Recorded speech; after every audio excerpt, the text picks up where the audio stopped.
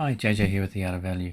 Today I'm going to talk about the latest Micron Technology earnings and also remind us of Mohnish Pabrai's thesis for Micron, which he has laid out in a few interviews in recent times. Okay, let's get straight into it. So if you're watching on video rather than audio, on screen right now I've got a list of super investors from Dataroma who own Micron, and it's quite a list. If we look down the list, Mohnish Pabrai's at the top with a big percentage, and Li Lu collaborated with Mohnish Pabrai on the thesis for Micron, and we'll see that in a minute. Mohnish lays that out in one of his interviews. He talks about working with Li Lu on that. Then we have Guy Spear and Seth Klarman, David Tepper, Prem Watsa, just to name a few. So we're in good company if we own it. I do, along with Mohnish. So let's get into what Mohnish says about it. These are all the things that Mohnish has said in interviews about Micron Technology and his thesis that I could find anyway. Here we go. He says, the largest position we have is Micron Technology. It's in the memory business. And for the longest time, the memory business for decades was a terrible business. Boom and bust, too many players. Someone innovates, cuts their costs in half. Now the price of your inventory is above the selling price, and you're losing money while they're making money hand over fist till you catch up. And you can catch up, or maybe you don't. And it was all that going on, Moore's law and prices declining, until we hit a point we were left with three players, and I think three rational players, and the game changed. So this is where he gets into how it's changed. Now everyone saw that there were three players, but they had so much history and pain from the decades in the memory business that they refused to believe that anything was going to be different. And my thesis about 3 or 4 years ago was it's completely different. So he thinks the business has changed. So the thing is that if you look at the Amazon data center and it cost them 200 million or 100 million to put that up, about 30% of that is going to the memory guys. So it's a tax on all the streaming, all the e-commerce, all the shopping, on everything. And I'm sitting here collecting the tax. I think the thing is that now it's an industry with rapid change. So we'll see. The thesis is playing out. We'll see how it works, but I like the upside downside scenario. And then he goes on to talk about his working with Li Lu on the thesis. I mean, these are two of the greatest investors working on this thesis together. Pretty amazing. So Li Lu and I became friends, and there's one business that we then collaborated on, which was Micron. So that actually went from me to him, and so we had a good interaction and exchange on that. And then he took a position, and I think he'll hold that for quite a while. If we go back to John Templeton, he would say that the best analysts would be wrong about 3 times. 1 out of 3 times, sorry. He said this quite a few times, quoting John Templeton, saying that you can have a high error rate when you're buying good businesses, or not buying good businesses, as the case may be. In fact, if we're wrong half the time, you're going to end up with a tremendous track record. He says the error rate, even for the best of us, is going to be very high. That was one of the reasons why Charlie Munger, told me to talk to Li Lu about Micron. And he said to me recently, so you bought Maotai, which is a Chinese spirits company, alcoholic spirits company? I said, yeah. He said, good. It's a company that's done very well. I understand that actually Pabrai bought it, but then he didn't hold it. He sold it. And he regretted selling it and not letting it compound more. Anyway, and recently you and Li Lu collaborated on Micron. I said, yeah. He said, the idea came from you. I said, yeah. He said, it will do very well. I said, it's great to have God give that kind of endorsement. So that was Mohnish's thesis for Micron. Pretty interesting that the business has changed and it's going to run for a long time. Now let's look at what has actually happened. If you're on video, you can see on the screen the stock price over many years. I've set it to maximum, so it goes back way to the 80s. So Mohnish mentioned that it's changed over time. You'll see the big spikes and dips. It's been very cyclical over time. And that's what he was referring to there.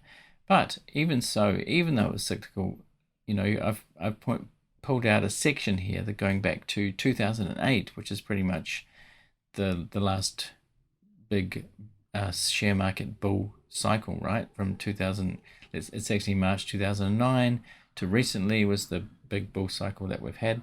But the stock itself grew 1800% even through the cyclicality. You'll see the big ups and downs in the graph there. So it still grew 1800%, 1869% over that time. So it's still done well, even though cyclical. And another section I pulled out here, since 2012 to October 2022, it's grown 768%. So that's the stock itself has done well, even though it has been cyclical. So the thesis is that it's going to be less cyclical now that there are fewer players and the industry is settling down a bit. It's sorted itself out. So I pulled up some of the numbers here. I use Guru Focus, so this is from Guru Focus. You can see the cyclicality in the business going back.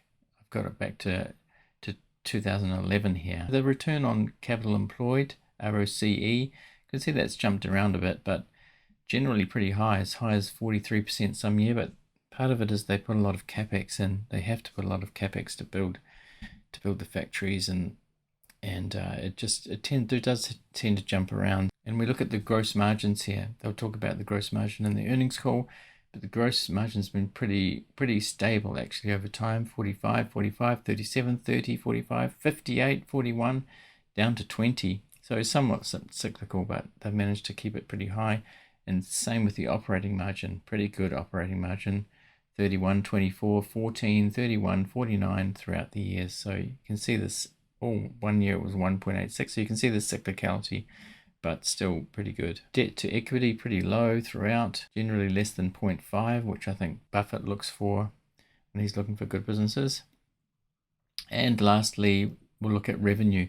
So you can see revenue it jumps around over time because of that cyclicality, but generally going up over the long term once you normalize it, as we can see from the represented in the share graph that it's been good over time. Same with gross profit.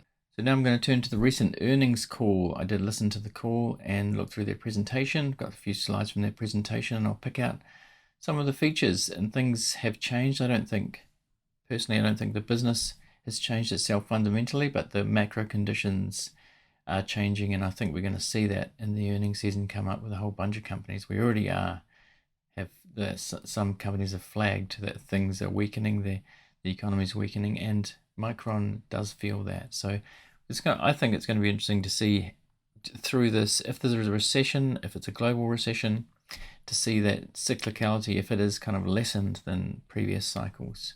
But they will feel it, and they've already saying so.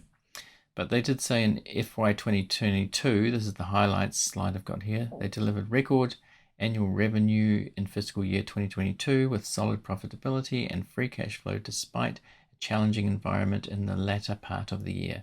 So it's only just starting, but they have generally had a good year. And they achieved record revenue in mobile, auto, industrial, and networking end markets. So just in FQ4 2022 just been, they said, importantly, fiscal Q4 financial results were impacted by rapidly weakening consumer demand and significant customer inventory adjustments across all end markets. So the way I understood that from the call, and there was a question asked about how customer inventory is growing, and so they're not, obviously Micron's not selling as many to customers with inventory still there. Responding decisively to this weak environment by decreasing supply growth through significant cuts to fiscal 2023 capex and by reducing utilization in our fabs. They did talk about manufacturing more in the US as opposed to outside the US. I think there'll be more companies doing that, more US companies. I know that Apple recently announced that they'd be changing some of their manufacturing to India from China. I mean, that makes sense from a geopolitical point of view, but just diversifying around. But also there's the US government's push to have some more manufacturing come back to the US, and Micron's no exception for that.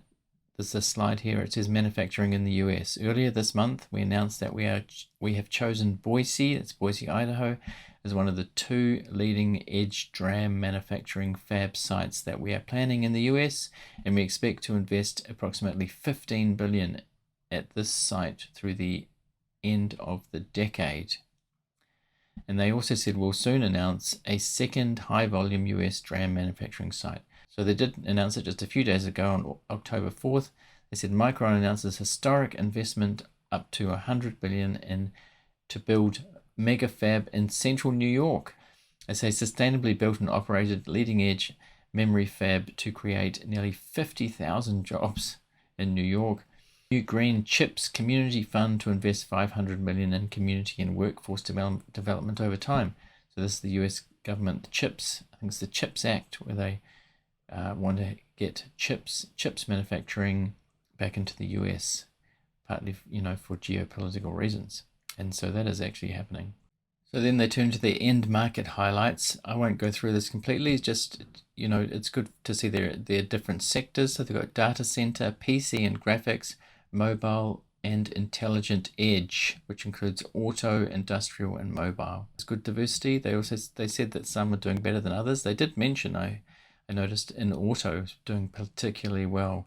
So the development of EVs, I think, will be very good for Micron over the coming decade. But the other sectors are doing well too, but they are feeling the macro headwinds there.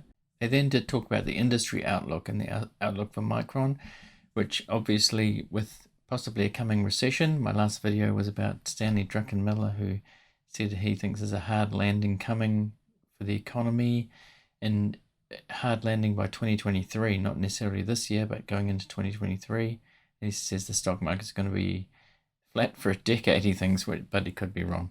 But as far as it affects Micron, they do see some hard times ahead. But generally, with that, we remember back to the Mohnish Pabrai Thesis that it's going to be less cyclical and they'll do well over time. I actually saw Mohnish on Twitter, I think it was last year or the year before even, he was sort of trying to bet with somebody that Micron would do better than Amazon over the next 10 years, which was interesting to see.